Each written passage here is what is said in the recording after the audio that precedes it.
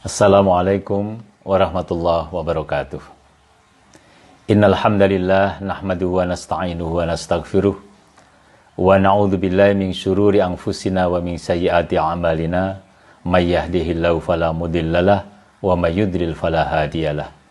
Asyhadu an la ilaha illallah wahdahu la syarikalah wa asyhadu anna Muhammadan abduhu wa rasuluh la nabiyya wa la rasula ba'dah.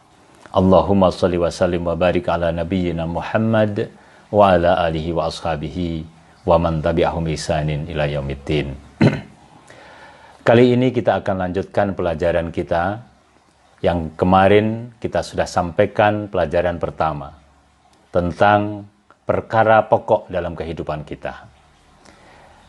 Nah, kali ini kita akan sampaikan pelajaran ini untuk pribadi saya, untuk keluarga saya, dan juga untuk para santri di MA Al-Mu'min Muhammadiyah Tembara. Dan jika dirasa baik, bermanfaat bagi orang lain, silahkan kami izinkan pula untuk di-share kepada orang lain. Pelajaran kedua ini adalah tentang akidah, yaitu suatu perkara tentang masalah keimanan. Masalah keimanan adalah masalah yang pokok dalam kehidupan kita. Oleh karena mengapa iman ini menjadi penting dalam kehidupan kita? Oleh karena memang keimanan inilah yang diajarkan oleh Allah Subhanahu wa taala kepada kita. Yakni supaya kita ini di dalam hidup bertauhid hanya kepada Allah Subhanahu wa taala, mengesahkan Allah saja. Esa dalam zatnya, esa dalam perbuatan-perbuatannya, dalam rububiyahnya, uluhiyahnya. Esa pula Allah Subhanahu wa taala di dalam segala apa yang Dia lakukan dari penciptaan alam semesta ini.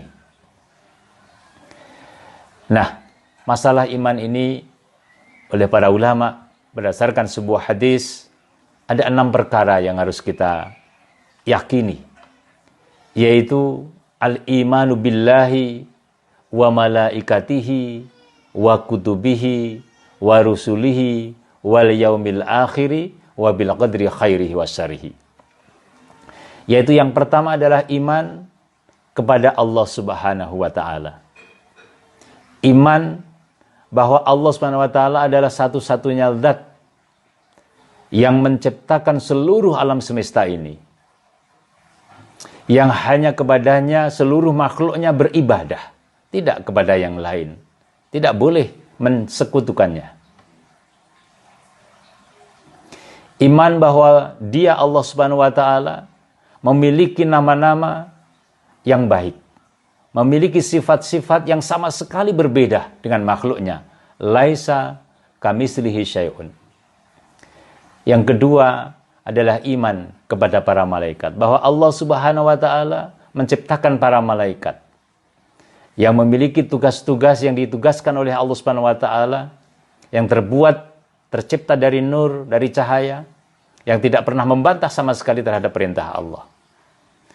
Yang ketiga adalah iman kepada kitab-kitab Allah, seperti kitab Zabur, kitab Taurat, kitab Injil, dan yang terakhir adalah kitab Al-Quran yang diturunkan kepada Nabi Muhammad SAW, menjadi sebuah kebenaran, pegangan hidup bagi manusia yang barang siapa berpegang teguh kepadanya, dia akan selamat dunia dan akhiratnya. Yang keempat adalah beriman kepada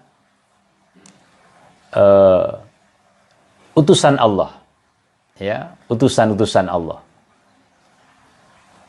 para rasul Allah, seperti Nabi Nuh alaihissalam, Nabi Ibrahim alaihissalam, Nabi Musa alaihissalam, dan juga yang terakhir adalah Nabi Muhammad sallallahu alaihi wasallam. Harus diimani.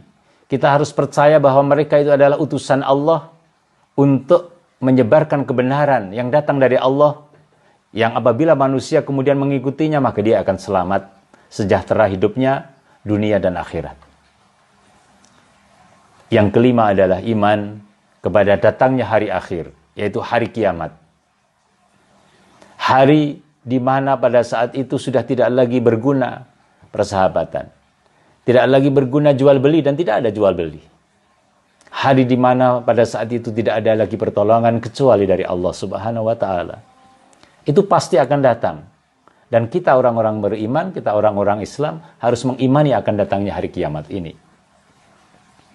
Dan yang terakhir, yang keenam, adalah iman kepada takdir Allah Subhanahu wa taala, baik takdir yang baik maupun takdir yang buruk.